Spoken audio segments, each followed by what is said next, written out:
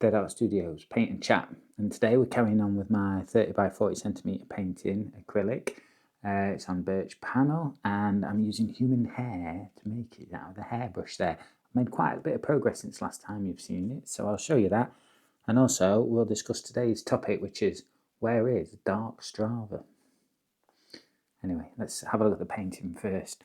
So I've been using hair out of a hairbrush to make these sort of individual hair marks onto the sort of background, which is a sort of grey and white foggy background. And then we're just going to this sort of crazy pattern, but I am trying to make a structure and I'm trying to create a bit of a perspective light field this way. And then I think we're going to try and have a central mass around here.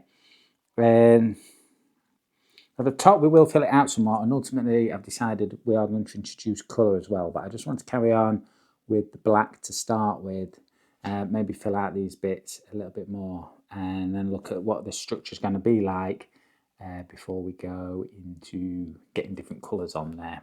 We'll start with some paint and I'll discuss what I mean by where is Dark Strava. Now, a nice little bit of paint there, look. Now, I like to go running. Have done for a very long time. I'm not very good at it though, and I am on Strava. And this question, where is Dark Strava, stretches a little bit beyond Strava itself and into fitness devices and stuff in general, and then more into AI as we go onwards into the future and have to sort of deal with personalities that created to help us, I suppose. Here's a hair. I don't know if the camera's going to get hair. Oh, it does. Very nice. Right, and we'll just rub the hair into the black paint, which I've got on the plastic palette knife here, and then that just makes a nice coating, and then we can just drop it onto the board, and that'll make a mark, and then we'll repeat that. So yeah, I like running. And I always record my runs on Strava. And recently they've been introducing quite a lot of sort of AI into Strava that tells you sort of how your runs have been going and everything like that. And it's raised a sort of interesting question for me, which I'm calling where is Dark Strava? Because Strava is the world's most positive thing in the world. If you go out for a run, it'll be like, yeah, you smashed it. Well done. That's another run down. Tell your friends. This is brilliant. And after a while, you start to think it's like maybe too positive and kind of mocking you a little bit. And I'm sort of asking, well, where is Dark Strava? You know, the one that's going to tell you to get your knees up and go to bed earlier and run a bit faster. That last run, that was too slow. You can do better, you know. And it sort of raises the question, how are we going to engineer this into our devices as they do start to talk and communicate with us more? Because you've got to obviously have ideally an AI or an app or something that's relatively nice to you, but that's sort of, when you have friends, you don't expect them to be sort of constantly obnoxiously positive, do you? You find it a bit off-putting in itself if things are just constantly positive. And so yeah, so I'm like, so what could they do? You know, I wouldn't mind it if Strava says, frankly, that last run you did was rubbish. I think you can do a bit better. Or maybe if you ate less and lost some weight, you'd be a bit faster on your threshold run or something like that.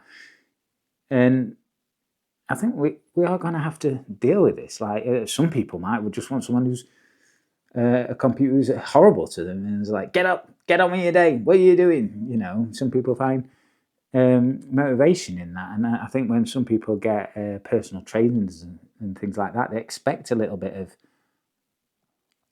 sort of ass-kicking behaviour, really, don't they? And it's kind of similar on my Garmin watch as well, but Garmin's a bit more sort of central and analytical. It doesn't really get overwhelmingly positive, but it's not really negative either. But I think when you look at a lot of where the chatbots are going, the ones that you can talk to as they get more powerful and integrated into our lives, then it's going to be kind of difficult to like blend a level of personality that you want. And you probably want it to develop over time, and you probably want it to find a balance between friendly but not obnoxiously optimistic, and also like motivational but in a way calling you out a bit as well.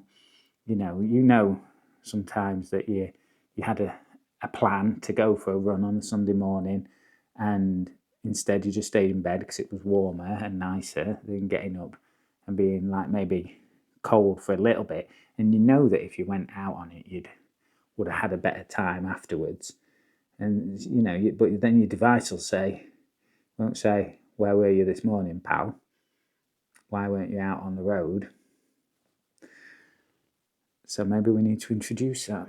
Maybe there'll be a whole market for nasty chatbots. Who knows? Who knows where it's going to go? So yeah, that was just my little thought on that. And if you do have any thoughts on it as well, then let me know. But yeah, I've been running quite a long time, and I've done some half marathons and things like that, and I just enjoy going out, and it clears my head a lot like painting does. The good thing is it's very simple, isn't it? The simple, repetitive behaviour is what I enjoy, and I think that might be one of the reasons why I'm repeatedly putting a hair with paint on it onto a birch panel here over and over again. Each one's an individual mark, and if we do it enough, then hopefully we'll get something interesting to look at. I'm not sure where it is at the minute. I do like the principle and I like the overall effect, I think, but I want it to. I don't think the thing is, you want to try and make progress in art, don't you? To some degree, you want to try and do something that's new and stuff. And this is a bit Jackson Pollock with this sort of action and drip painting. So I think what I'm looking for is perhaps more of an image to emerge from the individual lines than maybe someone like Pollock did with his action paintings,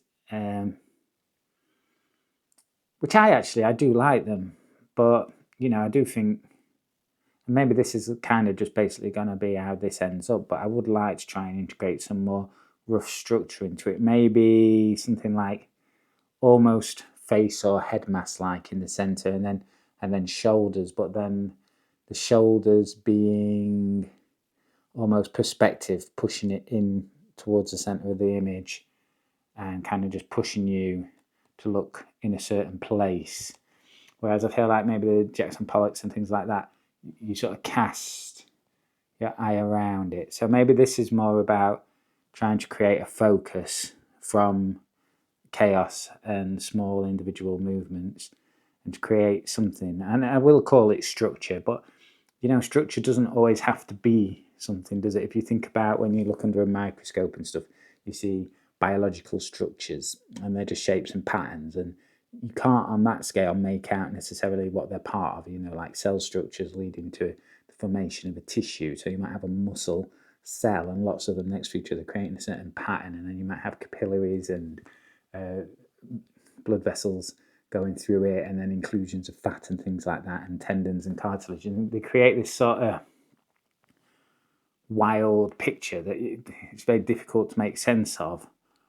But on a larger scale, it does create something greater than just the structure, but it is still structure that we're talking about.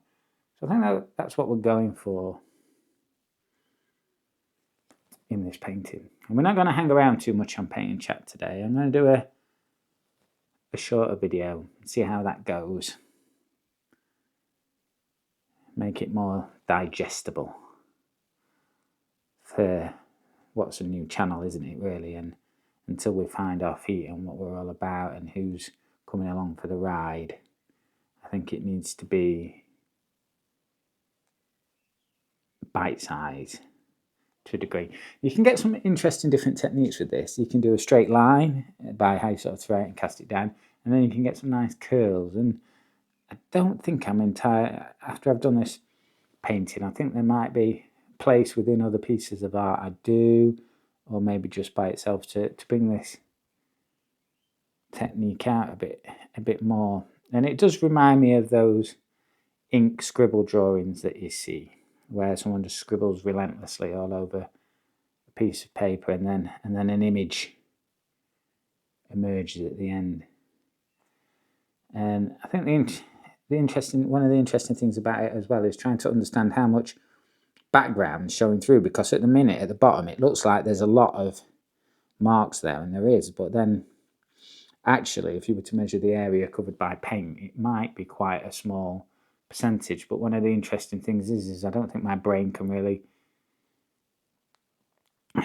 compute that. Like, is it 20% covered, 50% covered, 70% covered? And I think for it to be an interesting image, we need to be heading up into the higher percentages. And then maybe if you become like an avant-garde master with the human hair, you might get away with having like a white board or canvas and then just doing like 3 strikes of hair across it and calling it a piece of art. But I don't think that's where I am at the minute. And I think to do that kind of thing, you need to be A, extremely practiced, and B, established as an artist to some degree.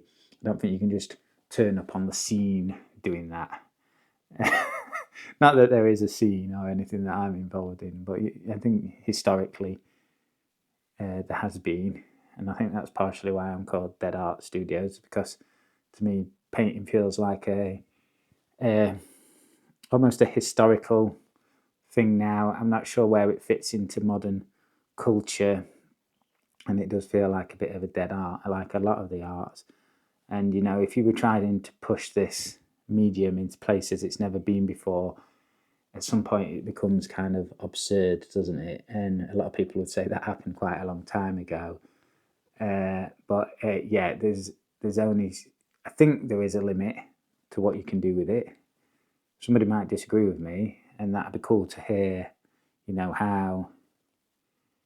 how they would do it to like push it into new territory. And to some degree, doing something almost silly like this with a human hair is a nod to that and trying to do something different. But things like this have been going on since the 1930s in painting, and definitely through the 50s and 60s. So this is kind of thing is old, and I think that's partially why I'm calling myself Dead Art Studios. Now that one went down beautifully with some really nice thick paint on it, and really seemed to have a good bit of impact on it onto the board. Let's put a few more in the middle here. So anyway, let me know, what do you think? Dark Strava. Do we need the computers to be kicking our asses, telling us how to get on? Or do they need to just be, stay almost pathologically nice, inane sort of, and in that way we won't see them as maybe as much of a danger if it's just the thing that goes, well done, you did it again, da, da, da, da, da. You'll pick it, you'll know it's not conscious, you'll know it's not going to come and Skynet the world, and that we'll be walking through mountains of skulls a la Terminator. Probably my favourite movie, Terminator 2. If you ask me, I will come up with all sorts of artistic answers like vertigo, and something a bit more important in cinema.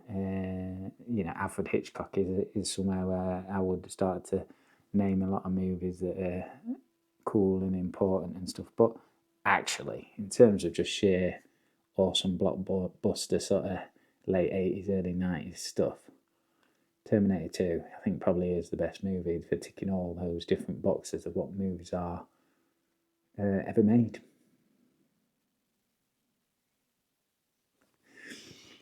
Clearly, people are going to have a different opinion on that. But I know somebody said to me now, do you want to sit down and watch Godfather Part 2 for 3.5 hours? Or do you want to sit down and watch Arnie roaming around fighting a very well made for the time computer Terminator that can melt into metal? I know where I am. Much as I do love Al Pacino.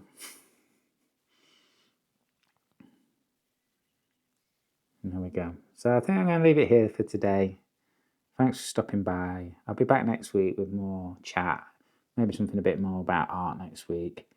Just whatever takes my mind, really. And we'll see how we've got on with this painting as well. So see you next time. Dead Art Studios. Paint and chat.